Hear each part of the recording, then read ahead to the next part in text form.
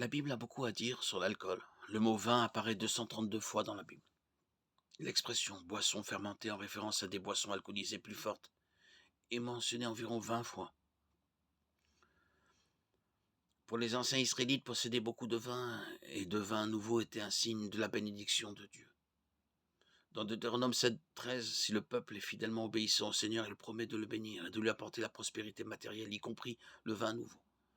Dans Proverbe 3, la fidélité aimante au Seigneur est encore une fois récompensée par des greniers et des cuves débordant de vin nouveau. Ces versets et d'autres indiquent clairement que le fait d'avoir du vin est un signe de la bénédiction de Dieu et qu'il est destiné à être apprécié. Lorsque les Israélites se rendaient à Jérusalem pour les différentes fêtes, il leur était demandé d'apporter ou d'acheter du vin ou d'autres boissons fermentées et d'en profiter, de se réjouir en présence du Seigneur. Deutéronome 7, 26. Jésus lui-même n'était pas opposé à boire du vin, comme on l'a vu à Cana, Jean 2, 1, 10.